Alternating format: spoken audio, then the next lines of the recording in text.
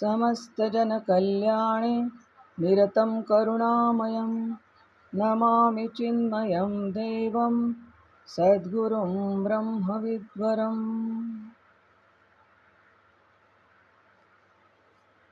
माझे सद्गुरू परमपूज्य स्वामी पुरुषोत्तमानंद सरस्वती यांना वंदन करते।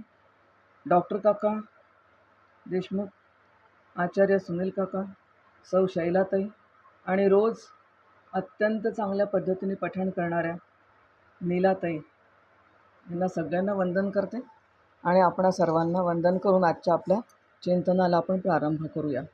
आपल्या चिंतनाचा जो विषय मुख्यत्वे मला जी जबाबदारी दिली आहे ती जबाबदारी आहे षडदर्शनांवर एक ज्याला आपण म्हणू प्रकाश टाकावा किंवा त्याचा काही सारांश वगैरे सांगावा, जेणेकरून नेमका मी हा अभ्यास का करते आहे षडदर्शनाचा।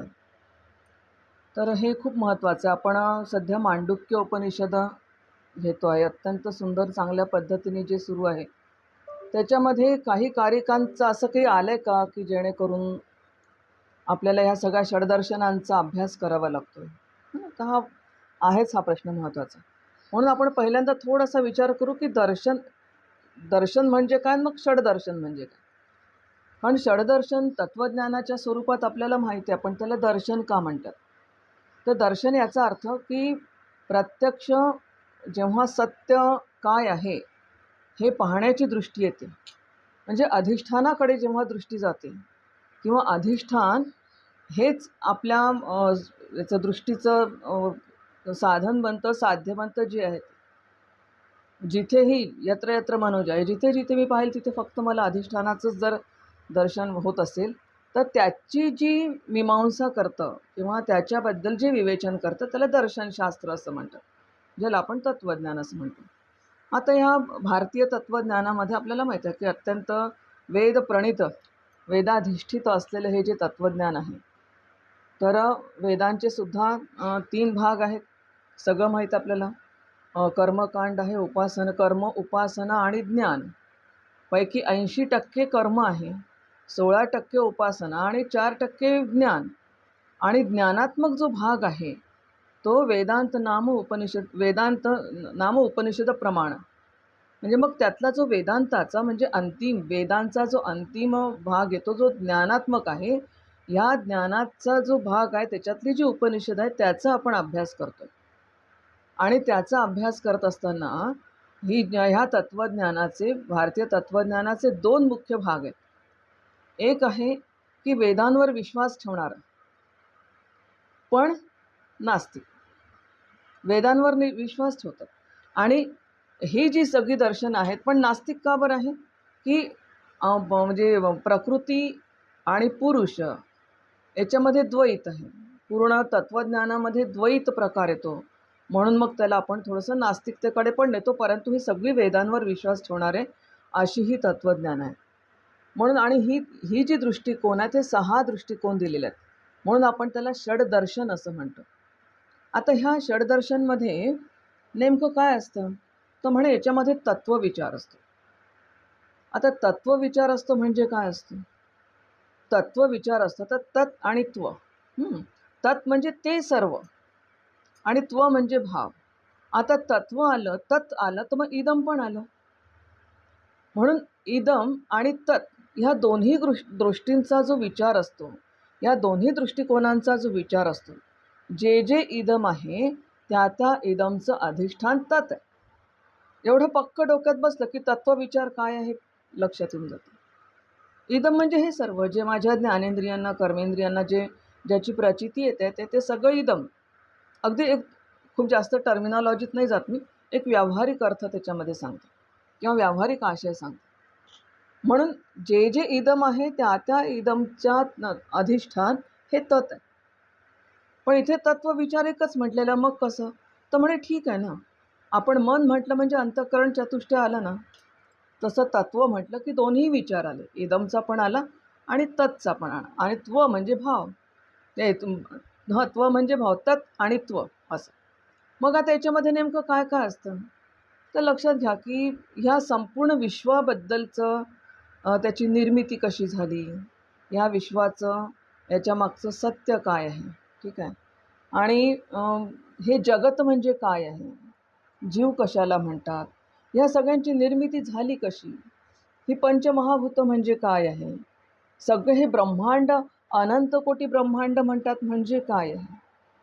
आता ह्या सगळ्याचं जर मला ज्ञान मिळवायचं असेल तर ते मी कसं मिळवावं? कारण बाह्य सगळी पुस्तकं वाचून किंवा बाहेरची सगळी शास्त्र वाचून मला हे ज्ञान मिळणार नाही. मग हे ज्ञान मला कशाने प्राप्त होईल? आता ह्याची काही एक वैश्विक विचारसरणी असावी लागते.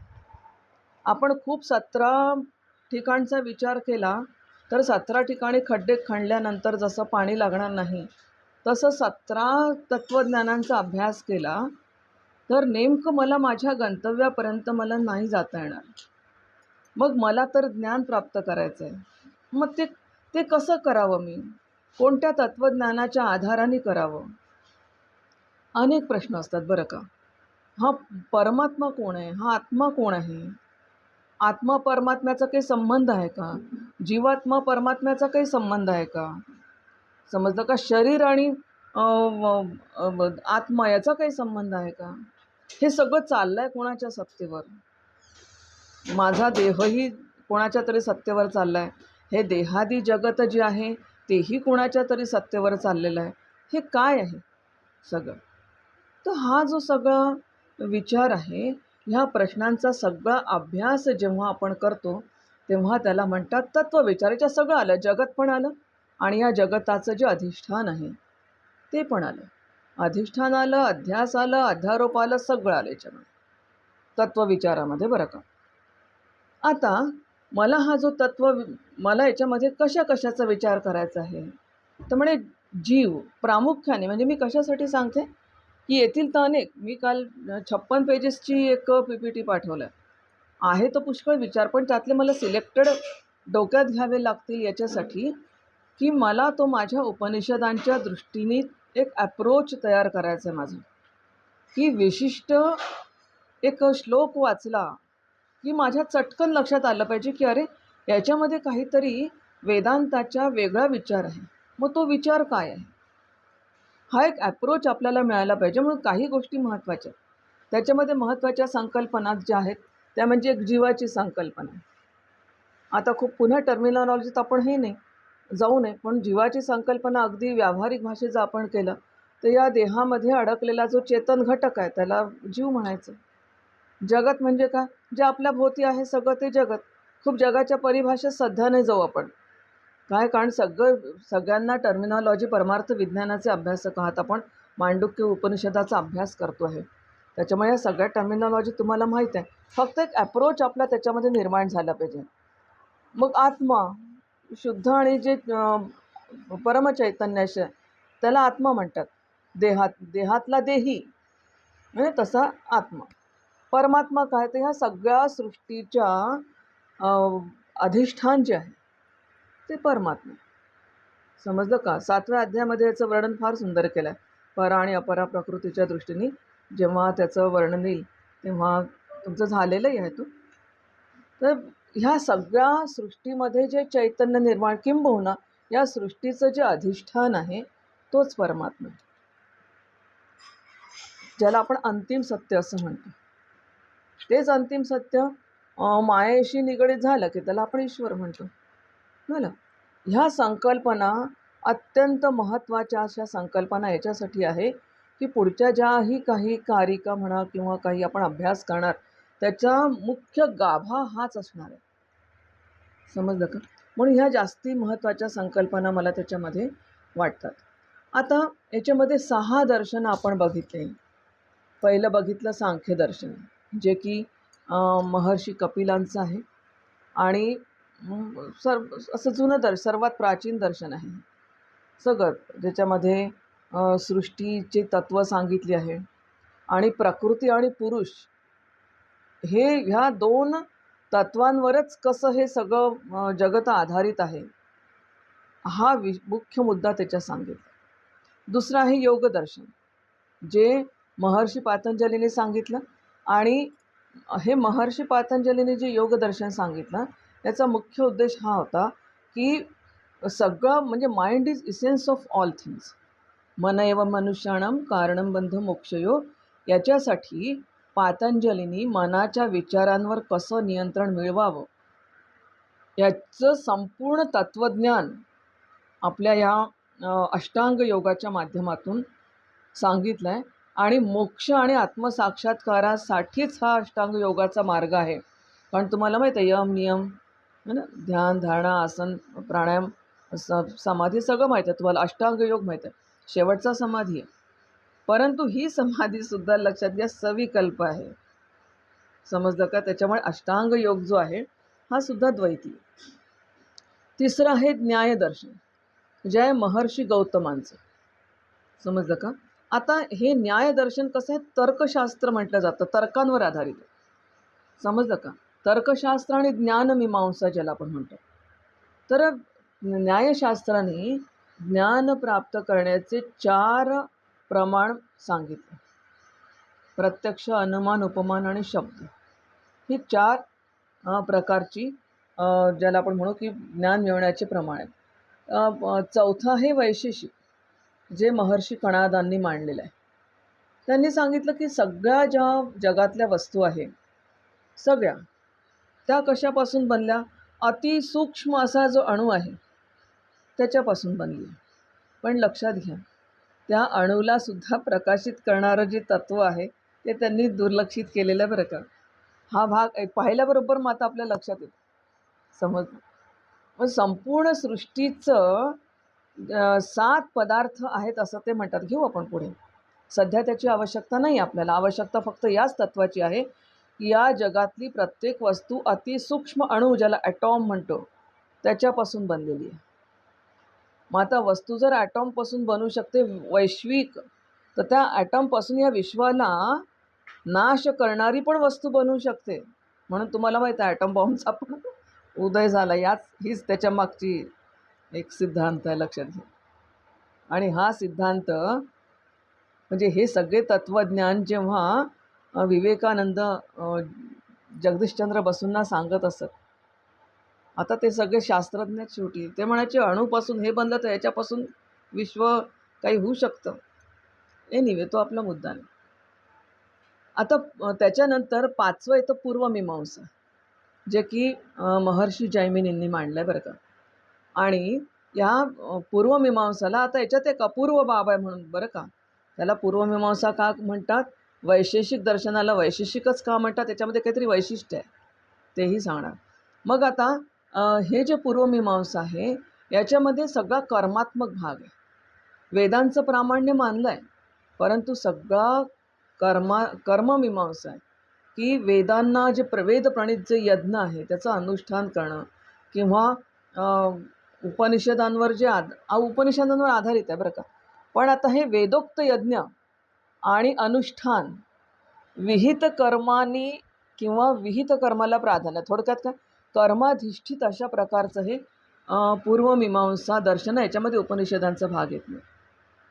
नंतर उत्तरमीमांसा, जे की महर्षी बादरायण, आणि ज्याचा अभ्यास आपण करतो आहोत. का करतो आहोत याचं कारण आहे की काळाच्या ओघामध्ये सगळा जेव्हा मतमतांचा गलबला झाला, अनेक मतं आली, आणि या अनेक मतांमुळे जे मुख्य तत्त्वज्ञान आहे, वेदप्रणीत जे मुख्य तत्त्वज्ञान आहे, ठीक आहे, विचारांना फाटे फुटत असतात, वेगवेगळे विचार प्रवाह निर्माण होतात, त्याला फॉलो करणारे लोकही असतात, त्याचे अनुयायी असतात, इथपर्यंत बरोबर आहे. परंतु एक मुख्य विचारांचं सूत्र असतं आणि त्या सूत्रामध्येच बाकीचे विचार गोवले जात असतात. मग ह्या मुख्य भारतीय दर्शनशास्त्राच्या मुख्य सूत्र कोणतं आहे, तर मुख्य सूत्र आहे खरं तर उत्तरमीमांसा. याचं कारण आहे की उत्तरमीमांसा ही पूर्ण ज्ञानात्मक आहे. हे बघा, प्रत्येक गोष्टीचं अधिष्ठान ज्ञान आहे. ज्ञान असल्याशिवाय कुठलीही गोष्ट घडू शकत नाही. पण ते ज्ञान कोणतं असावं? भौतिक ज्ञान असेल तर ते विनाशी आहे, आणि ब्रह्मस्वरूपाचं परमात्मा स्वरूपाचं जर ज्ञान असेल तर ते अविनाशी आहे. बरोबर आहे? म्हणून मग आता हे जे उत्तरमीमांसा आहे, ही उत्तरमीमांसा पूर्ण वेदांत तत्त्वज्ञानावर, म्हणजे उपनिषद ज्याला आपण म्हणतो, त्याच्यावर पूर्ण आधारित आहे. आणि या उत्तरमीमांसेनी फक्त एकमेव अंतिम सत्य मानलं, ते म्हणजे ब्रह्म. आणि म्हणून याला, आणि एवढंच नाही तर जीवात्मा आणि परमात्मा याच्यामध्ये भेद नाही आहे. जीव हाच मुख्य खरं तर ब्रह्म आहे, परंतु अडकला देहामध्ये. अडकला तर रमला बेटा इथेच, आहे ना. देहाला माझं म्हणायला लागला, मनाला माझं म्हणायला लागला, ठीक आहे, बुद्धीला माझं म्हणायला लागला. त्याला कळलंच नाही. आणि जेव्हा कळलं तेव्हा थोडासा वेळ निघून गेला. काय असो, पण हे जीवात्मा आणि जो परमात्मा आहे, हा परमात्मा हे याच्यामध्ये दोन म्हणजे द्वैत नाही आहे. असं ही उत्तर मीमांसा जी आहे ती अद्वैतावर आधारित, वेदांत तत्त्वज्ञान अद्वैतावर आधारित आहे. ठीक आहे. पण आता आपल्याला पहिल्यांदा षडदर्शनापैकी थोडंसं उत्तर मीमांसा हा आपण जास्त याच्यासाठी घेणार, की एकदा आपला बेस प्लिंथ तयार झाली की भिंती आपोआप उभं राहतात. पण प्लिंथ तयार पाहिजे, सगळ्यांची तयार आहे, फक्त मला थोडीशी रिवाईज करायची आहे, बाकी काही नाही. कारण आता ही एकदा अशी सलग रिवाईज केली की मग त्याच्या आधारावर या सांख्य वगैरे या सगळ्या पाचही भिंती आपण बांधायला सक्षम राहू.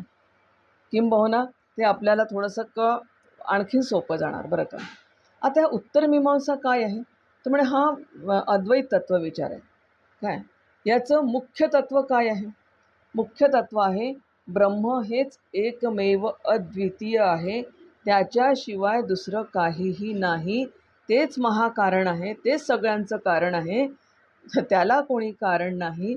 आणि आमचे स्वामीजी म्हणायचे की ते विनाकारणी नाही. समजलं का? पण एकमेव तत्व आहे ते म्हणजे ब्रह्मतत्व. ठीक आहे.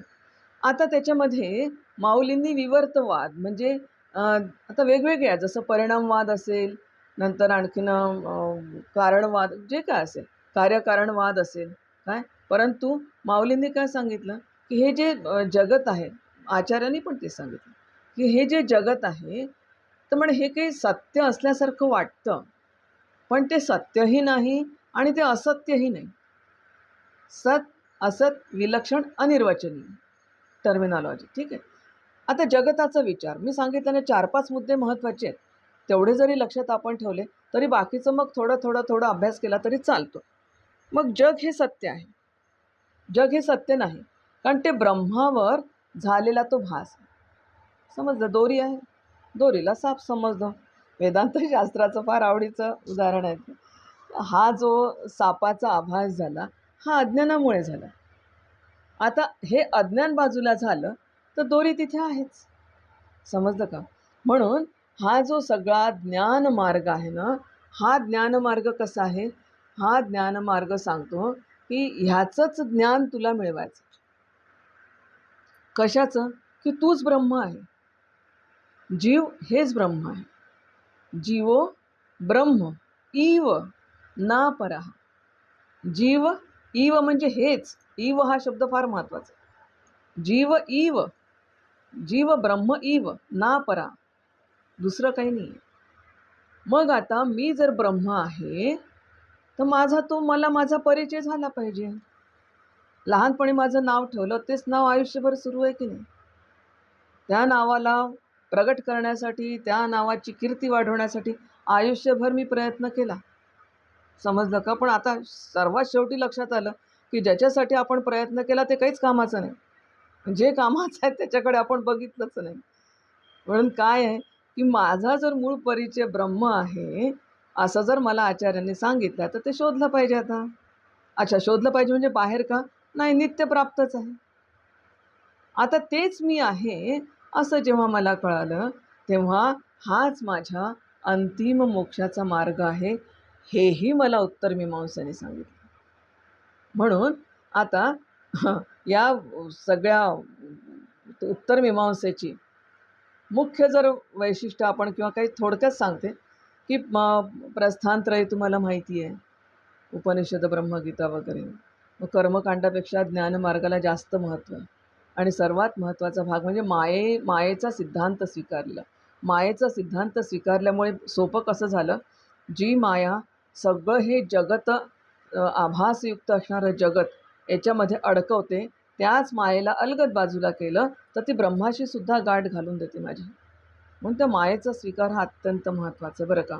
आणि म्हणून याच्यामध्ये अज्ञानाचा असा जर नाश केला तर मला मोक्ष मिळवण्याची निश्चितपणे खात्री आहे.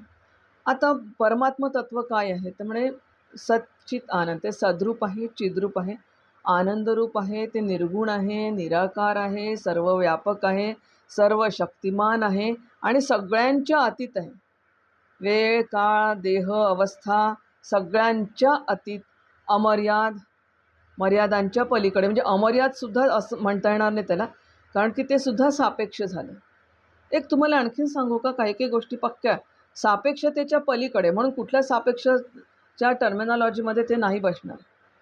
म्हणून एकमेव अद्वितीय त्रिकाला बाधित अशा प्रकारचा ईश्वर काय आहे तर म्हणजे मायेच्या उपाधीसह प्रगट झालेला जो ब्रह्म आहे तो ईश्वर आहे.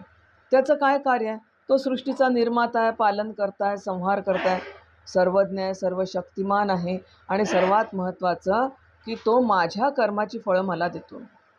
म्हणून तर ही सृष्टी त्याच्यासाठी निर्माण केली. एक तर कर्मफलं आणि दुसरी गोष्ट मोक्ष. ह्याच्यासाठी ह्या सगळ्या सृष्टीची रचना आहे. हे दोन भगवद्गीतेमध्ये हे दोन प्रयोजनं महत्त्वाची दिलेली. अच्छा, म्हणून मग हे जे व्यावहारिक सत्याला मी जोपर्यंत सत्य मानते ना तोपर्यंत जीव आणि जगत दोघंही अस्तित्वात आहे. ईश्वरही तोपर्यंतच अस्तित्वात आहे. एकदा का हे सगळे माया बाजूला झाली की जीवभाव निघून गेला, जगतभाव चालला जाईल, ईश्वरभाव सुद्धा निघून जाणार आणि डायरेक्ट कनेक्शन मग परब्रह्माशी होणार आणि ते बस मी ब्रह्म आहे हा साक्षात्कार होणार. बरं का? मग ही ईश्वराची संकल्पनासुद्धा कशी आहे? जोपर्यंत व्यावहारिक सत्य आहे तोपर्यंत. मग आता जीव कोण आहे? शरीर. आता सांगितलं शरीर आणि मनाच्या बंधनात अडकलेला जो आहे तो जीव. तो काय करतो? तो म्हणजे तो माझ्या कर्माची फळं प्राप्त करण्यासाठी सुख दुःख आहे, पाप पुण्य आहे, या सगळ्यांचा अनुभव घेतो, स्वतःला करता समजतो, भोगता समजतो. आता समजतो हा शब्द वापरते बरं, असतो असा नाही आहे. समजतो करता, कारण सगळं खरं तर करता कोण आहे? ईश्वर करता आहे. भोगता मी थोडी असू शकतो, कारण मी तर जीव नाही आहे, मी तर ब्रह्म आहे आणि मी तर त्या सगळ्या मी पण कर्माच्या पलीकडे. समजलं का? हे अज्ञानामुळे सगळं मी इथे अडकलो आहे. म्हणून हे जे सगळं आभासी सत्य आहे हे आभासी सत्य केव्हा संपेल त्या जीवाचं? जेव्हा त्याला ज्ञान आहे. आत्मा कोण आहे तर म्हणे आत्मा हा अपरिवर्तनीय आणि शुद्ध अशा स्वरूप आहे. बरं म्हणे मग परमात्म्यापासून ते वेगळं आहे का आत्मा? तर म्हणे नाही, आत्मा आणि परमात्मा मूलतः एकच आहे. फक्त जगताच्या स्तरावर, व्यापक स्तरावर पाहतो तो परमात्मा, देहाच्या स्तरावर पाहतो तो आत्मा, एवढंच काय त्याच्यामध्ये. समजलं? मग आता ह्या जीवाचं जे खरं स्वरूप आहे, जीवाचं मूळ स्वरूप जे आहे ते नष्ट होत नाही, ते परब्रह्मामध्ये तो त्याला प्राप्त होतो. हे बघ काही काही या गोष्टी खूप महत्त्वाच्या आहे. जीव जातो, कुठे जातो जीव? जीव गेला. आता जीव बाईचा असता तर जीव गेली म्हणत नाही आपण, तिथे जीव गेलाच म्हणतो. मग हा जीव जातो कुठे? काही नाही, फक्त एक अशुद्ध पाणी शुद्ध पाण्यामध्ये मिसळून जातं, संपला विषय तिथे. मग जगताची संकल्पना येते काय आहे? हे सगळं बदल जे जे जे उपजे ते ते नाश. एरवी तत्वता वस्तू दिसते ती अविनाशाची. सतत बदलत आहे, जगत सतत बदलत आहे. मरे एक त्याचा दुजा शोकवा आहे, अकस्मात तोही पुढे जात आहे. पण तुम्ही बदलताय असं म्हणतात, विनाशी आहे असं म्हणता, पण आम्ही त्याच्यात राहतो, हा भ्रम आहे आपला. कारण जे अव्यक्त आहे अव्यक्तातून आलं, अव्यक्तातच जाणार, मध्ये असल्यासारखं वाटतं. ते कशामुळे वाटतं? मायेमुळे वाटतं. मग अव्यक्तातच जर जायचं आहे तर हे जे वाटणं आहे हे कितपत खरं आहे? बरोबर आहे. म्हणून मायेमुळे हे जे जगत भासतं, हे जगत भासणारं माया दूर झाली की तेही बाजूला जातं. म्हणून अशा आता ही मोक्षाची संकल्पना. आता मला मोक्ष प्राप्त करायचं तर काय करावं लागेल? तर म्हणजे अधिकार प्राप्त करा आधी, असं नाही चालणार. अधिकार प्राप्त करायचा म्हणजे काय करायचं? निष्काम कर्म, निष्काम उपासना, निष्काम भक्ती, त्याच्याशिवाय ज्ञानाचा अधिकार येणार नाही. कर्माने मोक्ष मिळणार नाही. कर्माने विष्णुलोक देवलोकापर्यंत जाऊ, पण ते लोक तरी सत्य आहेत का? त्यांनाही कधीतरी ते पण संपणार आहे, ते पण त्यांचा पण प्रलय आहे. त्यांचा पण लय आहे, त्यांचा पण विनाश आहे. देवलोक, विष्णुलोक वगैरे आपण म्हणतो ना, शिवलोक, ते काही सत्य नाही आहेत. मग मला तर प्राप्ती सत्याची करायची. हां, तर म्हणे मग त्याच्यासाठी पात्रता लागेल. कोणती पात्रता? म्हणजे साधन चतुष्टय संपन्नता प्राप्त करावी लागेल. विवेक आहे, वैराग्य आहे, शमाधी षटकम आहे, मुमुक्षुत्वम आहे. मग हे ज्ञान मला प्राप्त करायचं आहे आणि तुम्ही तर सांगता की ते शब्दातही व्यक्त होत नाही. मग त्याच्यासाठी मला काय? ठीक आहे म्हणे, 6 प्रकारच्या प्रमाणांचा तुम्ही आधार घ्या आणि परोक्ष ज्ञानाची प्राप्ती करा.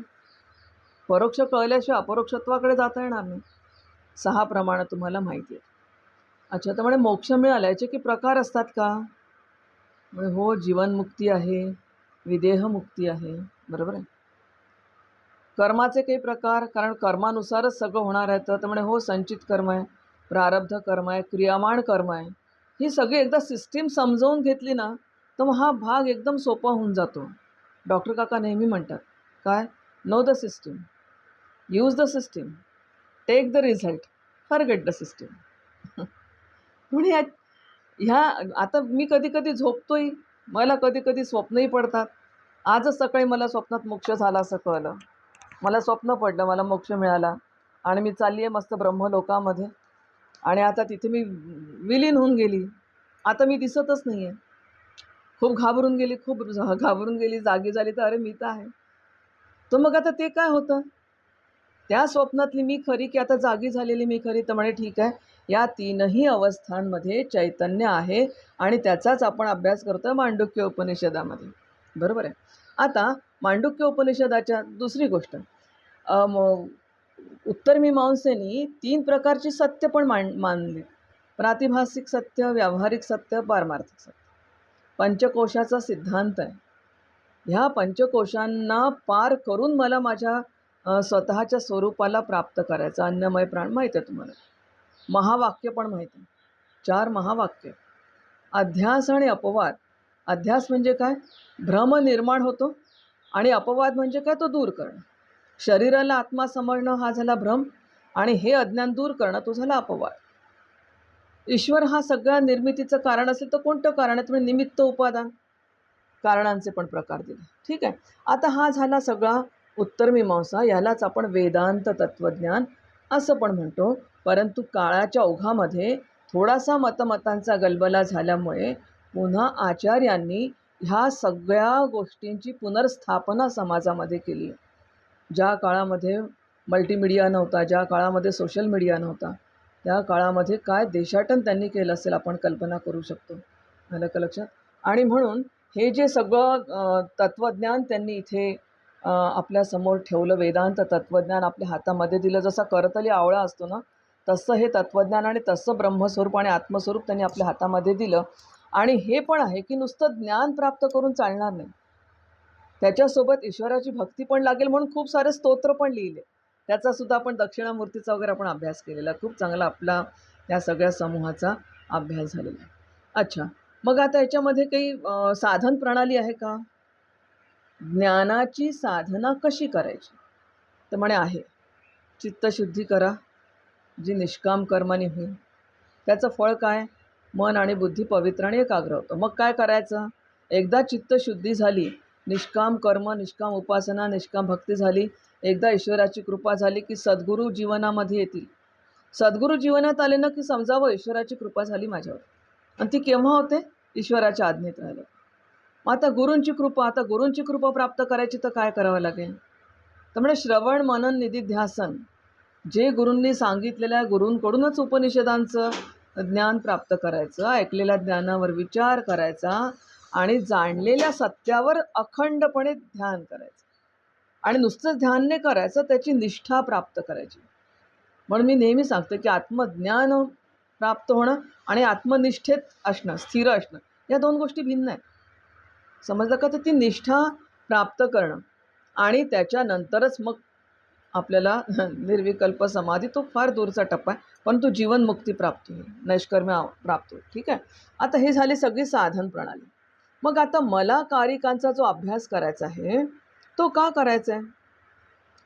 हा एक मुद्दा घेणार आणि मग एक एकत्र पद्धतीचा तक्ता घेणार की बघा, कारिकांमध्ये न्याय आणि म्हणजे ह्या षड जे दर्शन आहे त्याचा विचार केलेला आहे. तर याच्यामध्ये परवा सुनील काकाने जे सांगितलं की कारिका 3 आणि 4 याच्यामध्ये वेगळे संबंधित दर्शन आलेलं आहे. काय आता ते संबंध उदाहरण घेते फक्त, काय याचं विस्तृत विवेचन पुन्हा होणार आहे आपल्या वर्गामध्ये, तेव्हा आपल्या लक्षात येणार आहे. आता बघा, कारिका 4 जी आहे ना ती कोणती आहे? भूतं न जायते किंचित भूतं नैव जायते विवदंतो द्वया हेवं जाती खापयन्ति ते. काय याचा अर्थ? याचा अर्थ आहे की काही तत्वज्ञांच्या मते कोणतीही सद्वस्तू निर्माण होत नाही. पहा आता तुम्हीच आता एकदा आपला एक पक्का प्लिंथ तयार झाला की आपल्याच लक्षात येतं की अरे हा काही उत्तर मीमांसेचा किंवा वेदांताचा हा भाग नाही. त्यामुळे कोणतीही सद्वस्तू निर्माण होत नाही. आणि काही तत्वज्ञानामध्ये काय सांगितलं आहे की असत वस्तू उत्पन्न होत नाही. आणि हा असा जो वाद करतात ना ते म्हणजे अद्वैत असणारे लोक अजातीवादाला प्रकाशित करतात. ही झाली चौथी कारिका. आणि तिसऱ्या कारिकेमध्ये काय म्हटलेलं आहे? तिसऱ्या कारिकेमध्ये म्हटलेलं आहे की काही द्वैतवादी लोक म्हणतात की विद्यमान वस्तू ज्या दिसतात त्यात आपल्याला त्या उत्पन्न होतात. काय? आणि काही लोक अविद्यमान वस्तूची उत्पत्ती म्हणजे जे नाहीच आहे ते उत्पन्न झालं. आणि काही लोक काय म्हणतात, जे आहे ते उत्पन्न होतं. आता मला सांगा, वेदांत तत्वज्ञान कोणतीच गोष्ट निर्माण झाली असं मानत नाही. आलं लक्षात? तिसरी कारिका भूतस्य जातिमिच्छन्ति वादिनः केचिदेव हि अभूतस्या परे धीरा विवदन्तः परस्परम. हे बा, इतकं सुंदर हा अभ्यास जर आपण अशा पद्धतीने करतो ना, विश्लेषणात्मक पद्धतीने, तर आपला मूळ सिद्धांत दृढ व्हायला त्याच्यापासून मदत होते. म्हणजे तिसऱ्या कारिकेमध्ये वस्तूंची उत्पत्ती एक म्हणतात त्यात विद्यमानपासून झाली, दुसरी म्हणतात त्यात अविद्यमान वस्तू. आता काय समजायचं? असं आमचे स्वामीजी सांगायचे की असे विचार आले तर टाळकं ठणठण करायला लागतं. काय त्यांचे ते शब्द इतके परखड असायचे की त्याच्यामधून काय नेमकं होतं हे कळायचं. आणि म्हणून मग चौथ्या कारिकेमध्ये त्यांनी, पण मग आता हा जर ह्याचा आपण विचार केला तर पहा लक्षात येतं की 3 आणि 4 ह्या ज्या कारिका आहेत ना, इथे पटकन आपल्यासमोर जो तक्ता सगळे 56 प्रकारचे दिलेले आहेत, मी 56 भोगांचं एक पाठवलं तुम्हाला PDF, त्याच्यामध्ये पटकन लक्षात आलं पाहिजे की सांख्य काय सांगतं? जे आधीपासून आहे त्याची उत्पत्ती होते. आता आपण 8 दिवस त्याच्यावर अभ्यास केला. न्याय काय सांगतं? जे काही नव्हतंच त्याची उत्पत्ती होते. समजलं? म्हणजे तिसऱ्या कारिकेमध्ये हे दोन्हीही दर्शनावर आक्षेप घेतलेले. समजलं? म्हणून ह्या सिद्धांत म्हणजे हा जो तार्किक विरोधाभास दिलेला आहे, समजलं का? तर अद्वैत ह्या विरोधाभासातून कोणता सिद्धांत तिथे प्रस्थापित होतोय? तो प्रस्थापित होतोय वेदांताचा जो अजातवाद आहे तो तिथे प्रस्थापित होतो. आणि म्हणून हे संपूर्ण जगत हे ह्या मनाच्या स्पंदनामुळे भासणारा तो भ्रम आहे, अलातासारखा भ्रम आहे. आणि तो मीच निर्माण केला. तो मला भ्रम का बरं वाटतो? माझ्या मनाने तो भ्रम निर्माण केला. खरं जर पाहिलं तर कोणती सृष्टी निर्माण झाली नाही. अगा जे झालेची नाही त्याची वार्ता पुससी काही, जवळ होय तव तव काहीच न होय. काय हे जे सगळे हे आपोआप ती कारिका पाहिल्यानंतर तिथे आपल्याला चटकन लक्षात येतं. म्हणून हे दोन्ही दर्शनं जी आहे ती ह्या 3 आणि 4 कारिकेमध्ये एकमेकांचं खंडन करतात. की एक म्हणतो की वस्तू आधीपासूनच आहे, अनेक म्हणतो एक आधीपासून नाही. आता ह्या दोन्ही स्थितीमध्ये उत्पत्ती कशी होणार? आणि ती तार्किकदृष्ट्या शक्य आहे का? तर म्हणे नाही, अजिबात शक्य नाही. म्हणून मग तिथे सिद्धांत प्रस्थापित होतो वेदांताचा. हे असं खंडन मंडन आचार्यांनी केलं त्या काळामध्ये आणि अद्वैताचा पूर्ण त्यांनी तिथे प्रस्थापना केलेली आहे, लक्षात घ्या. आता तसंच कारिका क्रमांक समजा आपण 6 ते 9 हा जर भाग घेतला तर 6व्या कारिकेमध्ये लक्षात येतं आपल्या की जे द्वैती लोक आहेत, आता आत्मतत्वाची उत्पत्ती झाली म्हणतात. जे आत्मतत्व अजातही म्हणतात, अजन्मय म्हणतात, त्याची उत्पत्ती झाली म्हणतात. बघा, शब्द खूप मस्त आहेत. हां. आणि परंतु जे अजात आणि अमृत किंवा असं ज्याला जन्म नाही, ज्याला मृत्यू नाही, मग आता तो मर्त्यभावाला कसा प्राप्त होईल? कथमेष्यति अजातस्यैव धर्मस्य जातिमिच्छन्ति वंदितः अजातो ह्यं मृतधर्म मर्त्यंता कथमेष्यति. कसं ते मृत्यूरहित आहे असं कसं म्हणता तुम्ही? समजलं का? आत्मतत्वाची उत्पत्ती झाली जे अजन्म आहे त्याची उत्पत्ती झाली म्हणतात आणि त्याला सिद्ध करण्याची तयारी करतात आणि म्हणतात ते जन्मरहित पण आहे, मृत्यूरहित पण. मग ते मर्त्यभावाला कसं प्राप्त होतं? कारण अजन्मा जो आत्मा आहे त्याला की जन्म मृत्यू वगैरे नाही आहे. हे बघ, असे ते सिद्धांत. मग न न भवत्य मृतम मर्त्यम न मर्त्यम मृतम तथा प्रकृती एरण्यता भाव न कथमचित भविष्यती. आणि मग नंतर स्वभाव आहे. मग पुढचं की अमृत ही जी आत्मवस्तू आहे ही काही मर्त्य नाही आहे. समजलं? ही मर्त्य होत नाही. आता मर्त्य वस्तू अमर होत नाही. आत्मतत्व अमृत स्वरूपाची वस्तू मर्त्य होत नाही. म्हणजे जे अमृतत्व आहे ते मर्त्य होत नाही. मर्त्य वस्तू अमर होत नाही. बरोबर आहे? मी मर्त्य आहे, मी अमर नाही होणार. पण आत्मा हा अमर आहे, तर तो मर्त्य कसा होईल? दोन्ही गोष्टी. तर असे जे कन्फ्युजिंग, म्हणजे हे कन्फ्युजिंगच आहे सगळे. पण याच्यामध्ये काय झालेलं आहे की मूळ प्रकृती ही अजन्मा काय आणि नित्य हा सिद्धांत काय. तर तिच्यापासून हे परिवर्तनशील जग हा आक्षेप आहे बरं का, की मूळ प्रकृती ही अजन्मा आणि नित्य जर आहे तर तिच्यापासून परिवर्तनशील जग कसं काय निर्माण होईल? है ना. गौडपादाचार्यांनी याचं खंडन कसं केलं की प्रकृती ही स्वतःच नित्य. आता ती जर अजन्मा असेल तर तिचं कार्य अनित्य कसं असू शकतं? आणि म्हणून प्रकृतीपासून जर सृष्टीची निर्मिती झाली हा विचार चुकीचा आहे. अजातवादाचं समर्थन याच्यामध्ये होतं. समजलं का? आत्म्याचं शाश्वत तत्व, त्याचं जन्मरहित असणं, काय सृष्टीची निर्मिती ही भासात्मक आहे, अशा प्रकारचे मग ते सिद्धांत तिथे प्रस्थापित होतो. आणि एकदा ह्या सगळ्या तत्त्वज्ञानाचा जर आपल्याला अभ्यास झाला ना तर मग निश्चित आपोआप तो श्लोक बघितला की लगेच लक्षात येतं की अरे, आचार्यांनी तर असं सांगितलेलं. आचार्य तर म्हणतात की प्रकृती स्वतः नित्य आणि हे तर अनित्य म्हणतात.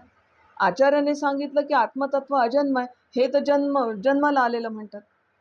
आचार्याने सांगितलं की जगतसुद्धा निर्माण झालेलं नाही, हे तर निर्माण झालेलं म्हणतात. मग इमिजिएट आपल्याला ह्या कारिकांकडे त्याच्यासाठी यावं लागतं की त्याचं पूर्ण विश्लेषण काय आहे, त्याचं खंडन मंडन काय आहे आणि त्यातून सिद्धांत कोणता प्रस्थापित होतो. खंडन मंडनाचा उद्देशच तो आहे की त्यातून सिद्धांत कोणता प्रस्थापित होतो. आता अशा पुष्कळ कारिका काल आपल्याला सांगितल्या मंदाताईंनी सुद्धा. याच्याबद्दल कारिका 11 ते 13 असेल, ज्याच्यामध्ये पुन्हा न्याय आणि वैशेषिक आहे. समजलं का? आणि ह्या 2 कारिकांमध्ये सांख्य आणि न्याय वैशेषिक 3 महत्त्वाचे हे आहेत. आणि कारिका 6 मध्ये 9 सांख्य दर्शन प्रधान असा हा कारणवाद याच्यामध्ये सांगितलेला आहे. ठीक आहे. आता हे जे 6 दर्शन आहेत, या 6 दर्शनापैकी 5 दर्शन द्वैती आहे. 5 फक्त उत्तर मीमांसा ज्याचा अभ्यास आपण करतो आहोत इतके वर्षापासून, 2020 पासून, जे अद्वैत वेदांताचा जो अद्वैत वेदांत उर्फ उत्तर मीमांसा उर्फ वेदांत उर्फ अद्वैत हे सगळं आलं त्याच्यामध्ये. हेच फक्त अद्वैत तत्त्वज्ञान आहे. बाकी सगळी तत्त्वज्ञानं ही सांख्य असेल, योग असेल, न्याय आहे, वैशेषिक आहे आणि पूर्वमीमांसा आहे, ही सगळी द्वैतवादी आहे. कारण काय? सांख्याने सांगितलं की सृष्टी प्रकृती आणि पुरुष यांच्यापासून बनली, झालं द्वैत. योगदर्शन काय सांगतं? प्रकृती, पुरुष आणि ईश्वर हे 3ही स्वतंत्र आहे, झालं द्वैत. न्याय काय सांगतं? ईश्वर, जीवात्मा आणि भौतिक जग ह्या वेगवेगळ्या सत्ता आहे. आलं द्वैत. एकापेक्षा दोन आले की झालं द्वैत. वैशेषिक काय म्हणतं की सृष्टीची निर्मिती अणूपासून झाली आणि अणू हा अत्यंत सूक्ष्म घटक आहे, झालं द्वैत. पूर्वमीमांसा काय करतात? पूर्वमीमांसा फक्त कर्माला प्राधान्य देतात, यज्ञ आणि कर्म. आणि आत्मे किती आहे म्हणतो? आत्मे अनेक आहे. आता आपण इथे किती लोक आहोत? 91 आत्मे इथे बसलेले आहेत, असं पूर्वमीमांसेचं मत आहे. उत्तर मीमांसा मात्र आत्मा ब्रह्म एक आहे, दोन नाही, आणि जग हे ब्रह्माचं विवर्त आहे, म्हणजे तिथे सुद्धा द्वैत नाही. म्हणून उत्तर मीमांसा ही अद्वैत तत्वज्ञान मांडते आणि बाकी सगळी द्वैत आहे. मग मला जर अद्वैताचा अभ्यास करायचा आहे तर द्वैताला मला बाजूला सारल्याशिवाय मला अद्वैताकडे जाता नाही येणार. म्हणून हे अद्वैत तत्वज्ञानाला बाजूला सारण्यासाठी त्याचं खंडन मंडन आणि मग तत्वाची प्रस्थापना त्या ठिकाणी आपल्याला करावी लागते. म्हणून आता एक लक्षात ठेवायचं की पाचही दर्शनं जरी वेदांना मानतात, वेद प्रामाण्यता मानतात, तरी पण द्वैतावर आधारित आहे. कारण आत्मा आणि ब्रह्म यांचं ऐक्य ते मानत नाही. त्याच्यामध्ये जगत निर्माण किंवा सृष्टीची निर्मिती, ईश्वर तत्व, ब्रह्मतत्व, आत्मतत्व, जीवात्मा हे सगळे वेगवेगळे आहेत. इव्हन आत्मासुद्धा आत्म्यापासून वेगळा आहे. आणि आपल्याला माहीत आहे जिथे द्वैत आलं तिथे भय आलं, जिथे द्वैत आलं तिथे दुःख आलं. पण माझ्या जीवनाचं ध्येय आहे सकल दुःखांची, सकल वर्तमान दुःखांची कारणासकट निवृत्ती आणि परमानंदाची प्राप्ती, हे माझं ध्येय आहे. हे प्राप्त करायचं असेल तर अद्वैताला धरून ठेवावं लागतं आणि अद्वैताला धरून ठेवायचं मायेच्या सहाय्याने. आणि एक दिवस मायेची कृपा होते आणि ती आपल्यालाही सोडते, आपण तिला सोडतो. समजलं का? ह्या दोन्ही गोष्टी घडल्या तिथपर्यंत करायचा, तर त्याच्यासाठी किती जन्म जातील किती, पण ठीक आहे, आपण करतोय हे वायाने जाणार. समजलं का? शुचिताम श्रीमताम गेहे योग भ्रष्टो विजायते, भगवद्गीतासुद्धा म्हणते. त्याच्यामुळे आपण जे करतो आहे ते कधीच वाया जाणार नाही आणि सद्गुरूंची कृपा आहे शेवटी. आलं का लक्षात? आता हीच गुरुकृपा झाली की मग शास्त्र समजायला लागतं, शास्त्र कृपा होते. आणि शास्त्र कृपा झाली की पुढे मग आत्मकृपा व्हायला पण वेळ लागत नाही, बरं का? मग आता थोडंसं तुलनात्मक जर आपण याचा विचार केला तर सांख्यदर्शनाचे प्रवर्तक, आता मुख्य तत्व काय आहे? द्वैत आहे. सांख्यदर्शन द्वैत आहे. 25 तत्व सांगितले सृष्टीचे आणि त्रिगुण सिद्धांत हा महत्त्वाचा सांगितला. ईश्वर संकल्पना काय आहे? आता सांख्य, योग आणि न्याय असं थोडंसं आपण आता यांनी घेऊ, काय म्हणतात त्याला, कम्पॅरेटिव्ह घेऊ. आता योगदर्शनामध्ये सुद्धा काय 26 तत्त्व सांगितली, सांख्यामध्ये 25 तत्त्व सांगितली आणि न्यायशास्त्रामध्ये 16 आणि 4 20 तत्त्व सांगितली. ठीक आहे. आता ईश्वर परमात्म्याच्या बाबतीत हे तिघंजणं काय म्हणतात? तर म्हणजे सांख्यदर्शनामध्ये निरीश्वर आहे सांख्यदर्शन, हे वैश्विक परमात्मा वगैरे नाही. योगाला परमात्म्याचं, ईश्वराचं अस्तित्व मान्य आहे, पण ईश्वर हा कर्मापलीकडचा काही श्रेष्ठ पुरुष आहे. आणि इथे वेदांत तत्त्वज्ञानामध्ये जैसे जासे कर्म तैसे फळ देतो रे ईश्वर. समजलं का? कर्मफलदाता असं म्हटलेलं आहे. आणि न्यायामध्ये काय म्हटलं आहे की ईश्वर हा विश्वाचा निमित्त कारण आहे. विठ्ठला तू वेडा कुंभार है ना तोच कर्माचं फळ देतो. परंतु जीव आणि आत्मा ह्या संकल्पना ह्या सगळ्या द्वैती संकल्पना. कशा? तर म्हणे सांख्य म्हणतं की जीव हा शरीरात अडकलेला आत्मा आहे. समजलं का? योग म्हणतं चित्तवृत्तीत अडकलेला, कारण चित्तवृत्ती निरोध हा तिथे अडकला. आणि न्याय काय म्हणतं की आता न्यायशास्त्रच आहे, ते कर्मफळ भोगणारा जो आहे तो आत्मा आहे. असं स्वतंत्र द्रव्य म्हणते आत्मा. समजलं? जगत काय आहे? पण प्रकृतीचा एक फक्त परिणाम आहे जगत. म्हणजे कोण म्हणतं? सांख्य. सांख्यामध्ये सगळं संख्याच आहे, प्रकृतीचा परिणाम काय. आणि योगशास्त्र काय म्हणतं की ठीक आहे, वास्तविक सत्य आहे, म्हणजे जगत हे वास्तविक सत्य आहे. समजलं? आणि कशासाठी निर्माण झालं आहे? तर जीवाच्या भोगासाठी. ठीक आहे. न्यायदर्शन काय म्हणतं? आता बघा बरं, आता आपला पूर्वमीमांसेचा अभ्यास झालेला आहे, त्याच्यामुळे हे सगळे येतात. न्यायमीमांसा काय म्हणते? की म्हणजे वास्तविक सत्य आहे जगत. आता आठवायचं इमिजिएट कनेक्ट झालं पाहिजे आपण उत्तर मीमांसेला. हे सांगत असताना आपण इमिजिएट त्या उत्तर मीमांसेला कनेक्ट झालं पाहिजे. काय वास्तविक सत्य आहे का? नाही.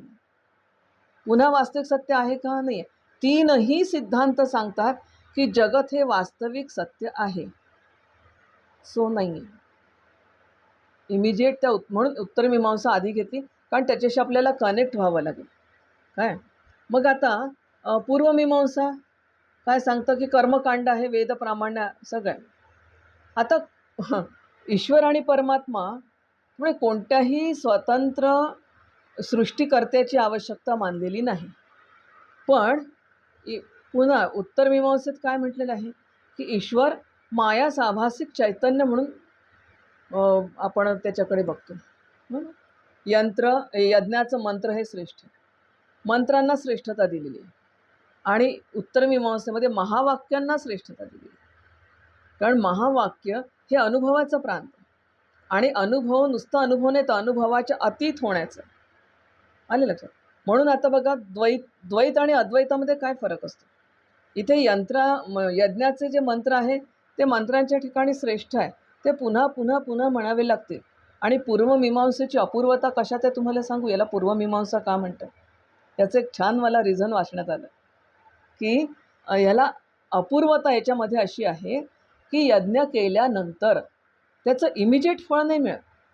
तर म्हणे एक अपूर्वता, अपूर्व शक्ती त्या यज्ञकर्तामध्ये जी निर्माण होते ती शक्ती त्याला फळ देते. हा एक आणखीन थोडंसं त्याच्यामध्ये आहे. पण महावाक्य कसे आहे, महावाक्यांची अपरोक्षानुभूती महत्त्वाची आहे. नुसती अनुभूती येऊन चालत नाही. साखर गोड आहे म्हणून चालणार नाही, खाऊन पाहायची. किती गोड आहे, काय गोड आहे, मग सांगता येत नाही. अहो किती गोड आहे, खाऊन बघा, मी कसं सांगू किती गोड आहे तर. मग आता उत्तर मीमांसेमध्ये ब्रह्म आणि परमात्मा हाच आणि मायायुक्त जे सगुण रूप आहे त्याला आपण ईश्वर म्हणतो. आणि पूर्वमीमांसेने ईश्वराची खूपशी आवश्यकता, स्वतंत्र ईश्वर सृष्टीकर्ता त्याची आवश्यकता. कारण हे जे सगळे हवन वगैरे जे आहे ते स्वतंत्र सृष्टीकर्त्याची काही आवश्यकता त्यांना वाटत. ठीक आहे. आता जीव आणि आत्मा पुन्हा पूर्वमीमांसन उत्तरमीमांसन इतरही आता बघितलेच आपण. पूर्वमीमांसेमध्ये काय म्हटलेलं आहे की जीव कोण आहे तर म्हणे वेदविहित यज्ञ कर्म करणारा जो कर्ता आहे. आता जेव्हा पूर्वमीमांसा आपण कर्मकांडावर आणि यज्ञ कर्मावर मांडली ते इमिजिएट त्याच्या पुढची परिभाषा येते की जीव म्हणजे कर्म करणार. ठीक आहे. आत्मा काय नाही, आत्म्या अनेक आहे. आत्म्याशी इमिजिएट उत्तर मीमांसेशी कनेक्ट व्हायचं की जीव कोण आहे, अज्ञानामुळे शरीराशी अडकला, मनाशी अडकला, बुद्धीशी अडकला. तसं जर पाहिलं तर मूलतः जीव हाच ब्रह्म झाला. अद्वैत, बाकीचे सगळे द्वैत. जगत काय तर म्हणे हे शाश्वत सत्य. पूर्वमीमांसा काय म्हणे, जगत हे शाश्वत सत्य. काय हे कधी निर्माण झालं नाही, हे कधी नष्ट होणार नाही, ते आहे तसंच आहे. समजलं का? शाश्वत सत्य. परंतु उत्तर मीमांसा काय सांगते, म्हणजे अद्वैत तत्वज्ञान की व्यावहारिक स्तरावर ते सत्य जरूर असेल मान्य, पण पारमार्थिक तत्वावर किंवा पारमार्थिक तत्वाच्या स्तरावर ते मिथ्या आहे. त्याला तुम्ही सत्यही म्हणू शकत नाही, त्याला तुम्ही असत्यही म्हणू शकत नाही. इट इज मिथ्या. आणि म्हणून अंतिम दृष्टीने जर बघितलं तर जगत हा ब्रह्मावरचा केवळ एक भास आहे. म्हणून आता इथे निष्कर्ष असा निघतो की फक्त उत्तर मीमांसा हीच केवळ अद्वैत तत्वज्ञानावर आधारित आहे. आणि मला जेव्हा उपनिषदांचा अभ्यास करायचा आहे तेव्हा मला फक्त जीव ब्रह्म ऐक्य ह्याचाच अभ्यास करायचा, बाकी दुसऱ्या तत्वांचा अभ्यास मला करायचा नाही. अच्छा, मोक्षाची संकल्पना ही एक मोठं छान आहे. मोक्षाची संकल्पना आहे कैवल्य, सगळ्या दुःखांचा नाश म्हणजे मोक्ष. कोण सांगतं? सांख्य. काय आणि इकडे दुःखाची संकल्पना, याच्यामध्ये मोक्षाची संकल्पना काय आहे, याच्यामध्ये अद्वैतामध्ये अज्ञानाचा जीवनमुक्ती प्राप्त करणे किंवा जे नित्य प्राप्त आहे त्याला जाणणे. झालं. ठीक आहे. लगेच कनेक्ट व्हायचं. योगशास्त्र काय सांगतं? चित्तवृत्तीचा निरोध होऊन आत्म्यामध्ये स्थिर करणे. समजलं? आणि न्यायदर्शन काय सांगतं? त्याला अपवर्ग, न्यायदर्शन अपवर्ग म्हणतं, की मिथ्या ज्ञानाचा जर म्हणजे अज्ञानाचा नाश झाला, की कायमची सुटका होईल. पण एकदा एक गोष्ट सुटली, की दुसरी कोणती तरी प्राप्त व्हावी लागते ना. डिटॅच झालं, की अटॅच होणं गरजेचं आहे. तो विचारच न्यायदर्शन करत नाही. काय? आणि पूर्वमीमांसा काय सांगते? की स्वर्गप्राप्ती आणि नंतर एकदा स्वर्गप्राप्ती झाली, की मग कर्माचा हिशोब संपवायचा आणि मग आत्म्याला मुक्ती मिळते.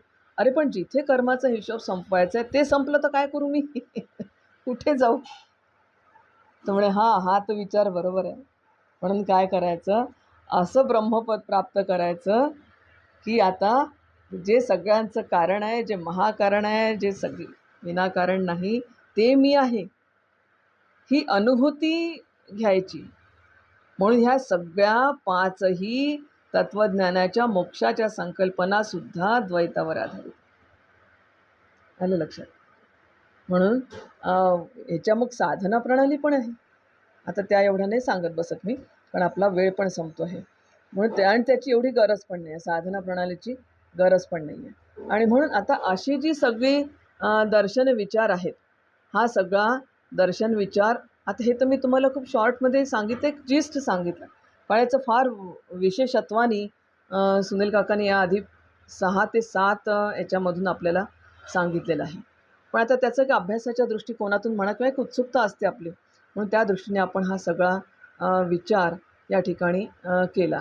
आता वैशेषिक तत्वाला मी तुम्हाला म्हटलं होतं की याला वैशेषिक का म्हणतात?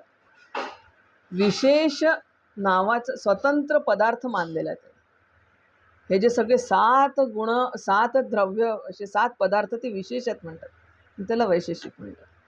समजलं का? कारण त्याचं नाव का पडलं तेही आपल्याला कळलं पाहिजे, किंवा आपल्याला येतं मनामध्ये. माझ्या मनात आलं होतं की याला बरं आता पूर्वमीमांसेला पूर्वमीमांसाच का म्हणतात? तर त्याच्यामध्ये म्हणे एक अपूर्व असा सिद्धांत आहे, म्हणून त्याला पूर्वमीमांसा म्हणतात. अपूर्व सिद्धांत कोणता आहे? तर म्हणे यज्ञ आणि शुभकर्माचं जे फळ आहे ते लगेच नाही मिळत. तर अपूर्व नावाच्या अदृश्य शक्तीच्या रूपात ते पहिल्यांदा जमा होतं आणि नंतर स्वर्गाची प्राप्ती होते. असं आहे. आता याला कितपत, म्हणजे मी मूळ पुस्तकाचं नाही वाचलेलं, त्याच्यामुळे याला कितपत व्हॅलिडिटी आहे मला माहीत नाही. पण त्याच्यामुळे त्याला पूर्वमीमांसा म्हणतात. परंतु कर्मप्रधान आहे.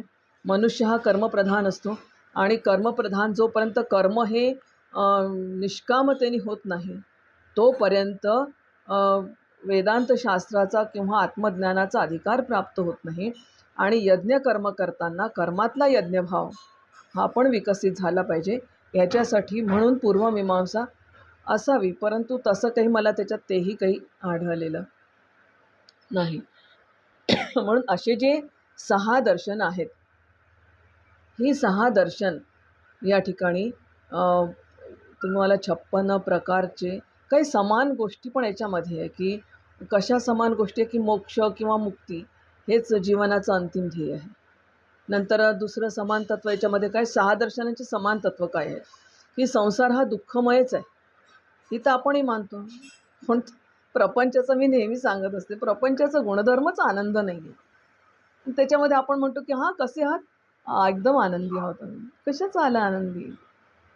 प्रत्येक गोष्टीमध्ये सापेक्षता आहे. संसार हा दुःखमयच आहे. समजलं का? कारण आध्यात्मिक, अधिदैविक आणि अधिभौतिक दुःख आहेच त्याच्यामध्ये, ताप आहेच. आणि ते ताप नष्ट करणं हाच तर सगळ्या शास्त्रांचा मुख्य उद्देश आहे. कर्माचा सिद्धांत प्रत्येक तत्त्वज्ञानात तुम्हाला दिसेल. परंतु तो डिफर करतो एकमेकांपासून बरं का. ते सगळं तुम्हाला त्या याच्यामध्ये PDF मध्ये तुम्हाला पाहायला मिळेल. आत्म्याचं अस्तित्व मानतात काय, परंतु कोणी चेतन म्हणून मानतं, किंवा कोणी नित्य आत्मा म्हणून मानतं, अमर आत्मा म्हणून मानतं. वेगवेगळ्या आत्म्याच्या परिभाषा वेगवेगळ्या आहेत, पण अस्तित्व मानतात. समजलं का? आणि दुःख म्हणजे दुःखाचं जे मूळ कारण आहे ते अज्ञान आहे. काय? अज्ञान. आता द्वैतांना हे नाही लक्षात येतं, की द्वैतसुद्धा दुःखाचं मूळ कारण आहे. ते नाही लक्षात येतं. अद्वैत वेदांतामध्ये द्वैत हे मुख्य दुःखाचं कारण आहे आणि अज्ञान आणि द्वैत या दोन्ही गोष्टी दुःखाचं कारण आहे. समजलं का? आणि सगळं हे जे तत्त्वज्ञान आहे, हा सगळा काही असा बौद्धिक खेळ वगैरे नाही आहे म्हणे. ही आपली जीवन प्रणाली बनली पाहिजे. मग आता मी कोणत्या तत्त्वज्ञानाचा अंगीकार केलेला आहे? माझ्या गुरु परंपरेमध्ये कोणत्या तत्त्वज्ञानाला स्वीकृती दिलेली आहे? जसे काही संप्रदाय द्वैती आहे बरं का. आहे आता त्या संप्रदायाचं नाव आपण घेऊ नये, पण ते द्वैती आहे. आणि ते द्वैती असल्यामुळे त्यांच्या जीवनाकडे पाहत असताना आणि अद्वैतवाद्यांच्या जीवनाकडे पाहत असताना खूप फरक आपल्या लक्षात येतो. त्यामुळे हा काही केवळ बौद्धिक खेळ नाही आहे. ही जीवन प्रणाली बनली पाहिजे. म्हणून तत्त्वदृष्टी निर्माण करणं हा गौडपादाचार्यांचा मुख्य उद्देश आहे. आपल्याला सगळ्या तत्त्वज्ञान सांगणं हा उद्देश नाही आहे त्यांचा. सांख्याने हे म्हटलं आहे, न्यायाने हे म्हटलं आहे, वैशेषिकाने हे म्हटलं आहे, हे सांगण्याचा उद्देश नाही आहे. उद्देश हाच आहे की आजूबाजूला इतके सगळे दिसत असले तरीही माझी जीवन पद्धती कोणती आहे ती मी स्वीकारली असलेली पाहिजे आणि तीच मी स्वीकृत केली पाहिजे. म्हणून हे तत्त्वज्ञान केवळ बौद्धिक स्तरावर नाही. म्हणून तच्चिंतनम तत्कथनम अन्योन्यम तत्प्रबोधनम हे फार महत्त्वाचं.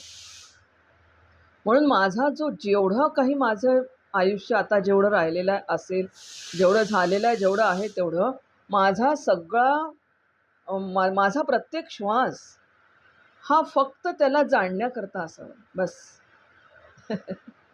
ही होईल जीवन पद्धती. कारण जीवन पद्धती म्हणजे सकाळी उठणं, नाश्ता करणं, जेवण करणं, अभ्यास करणं याला जीवन पद्धती नाही. जीवन पद्धतीमध्ये माझा प्रत्येक श्वास हा फक्त सोहमशी निगडीत असणं, मी कोण आहे ह्याच्याशी निगडीत करणं. असा जर केला तर किती त्याला जाणणं ही माझी जीवन पद्धती आहे बस. हे अत्यंत म्हणून ह्या सर्व दर्शनांचा अभ्यास करायचा. काय नाही हे समजलं तर काय आहे हे समजतं. समर्थांची सुद्धा हीच अभ्यास पद्धती आहे. Dos and don'ts. ते डूज अँड डोंट्स नाही सांगत, डोंट्स अँड डूज. इथे पण तेच आहे. 5 दर्शनं ही आपल्या दृष्टीने डोंट्स आहे. डूज काय आहे? अद्वैत तत्त्वज्ञान. म्हणून काय नाही हे समजलं तर काय आहे, काय करायचं नाही हे समजलं तर काय करायचं हे समजतं. म्हणून हे सगळे 5ही तत्वांचा अभ्यास या 5-6च दृष्टीने आपल्याला करायचं आहे सध्या. नंतर मग विस्तृत कराल आपण सगळेजण, प्रश्नच नाही आहे. वेदांताचे अभ्यासक आहात आपण सगळे काय, त्याच्यामुळे आपण याचा सगळ्याचा अभ्यास करणार. परंतु मुख्यत्वे काय नाही, कशाकडे बघायचं नाही आहे हे मला कळलं पाहिजे. मग मला वेदांत म्हणजे उत्तरमीमांसा म्हणजेच वेदांत म्हणजेच अद्वैतवाद ह्या गोष्टीकडे माझं लक्ष जाईल. पुनर्जन्मावर विश्वास आहे, वेदांचं प्रामाण्य मानलेलं आहे, आस्तिक दर्शन आहे. समजलं का? म्हणून प्रत्यक्षपणे म्हणा किंवा अप्रत्यक्षपणे म्हणा वेदांचं ते पूर्ण अस्तित्व मानतात. म्हणून काय आहे की ही जी सगळी षडदर्शन आहे तर ही केवळ धार्मिक विचार म्हणून याच्याकडे बघायचं नाही, तर काही जीवनाचं शास्त्र आहे त्याच्यामध्ये, काही वैचारिक जीवनाचं शास्त्र आहे. पण भारतीय तत्त्वज्ञानाचं एक प्रमुख वैशिष्ट्य असं आहे की हे तत्त्वज्ञान आपल्याला वैचारिक स्वातंत्र्य पण देतं बरं का. समजलं का? हे वैचारिक स्वातंत्र्य देतं. ही सगळ्या शास्त्रांना आम्ही मान्यता दिली, षडदर्शनांना आम्ही मान्यता दिली, पण तुमच्या जीवनाचं ध्येय ठरवा आणि तसा मार्ग निवडा. पण आम्हाला आमच्या सद्गुरूंनी जीवनाचं ध्येय दिलेलं आहे, सकल दुःखांची कारणासकट निवृत्ती आणि परमानंदाची प्राप्ती. उपदेशकाली अनुग्रहकाली मला उपदेश केलेला आहे, तत्त्वमसी. आता माझी जबाबदारी काय आहे? मला जरी वैचारिक स्वातंत्र्य आहे, जरी हे सगळे विचारसरणी सहअस्तित्वाच्या तत्वावर एकत्र नांदतात आहे, तरी पण माझी जबाबदारी अशी आहे की मला त्यातून फक्त माझ्या सद्गुरूंनी केलेला जो बोध आहे, जो उपदेश आहे, त्या उपदेशाच्या अनुसरून बोध प्राप्त करणं. आणि हा बोध प्राप्त फक्त अनुभवाअंती येतो, लक्षात. सद्गुरू बोध होणं म्हणजे नुसतं अनुग्रह झाला, नुसतं नाम दिलं, नुसती साधना प्रणाली सांगितली म्हणजे अनुग्रह नाही होत. अनुग्रह होतो म्हणजे त्यांनी मला जे साधन दिलं आहे त्या साधनानुरूप सतत वाटचाल करून माझ्या गंतव्यापर्यंत जाणं. आणि युनिव्हर्सल आहे, ते आजही श्रेष्ठच आहे आणि वैश्विक आहे. तुम्ही कुठेही गेले, कोणत्याही देशात गेले, तरी हेच तत्वज्ञान आहे. थांबू आपण या ठिकाणी. कारिकांचा अभ्यास करताना या सगळ्या दृष्टिकोनांचा अभ्यास आपल्याला करायचा. ओम पूर्णमद पूर्णमिदं पूर्णात् पूर्णमुदच्यते पूर्णस्य पूर्णमादाय पूर्णमेवावशिष्यते. ओम शांती शांती. रामकृष्ण हरी.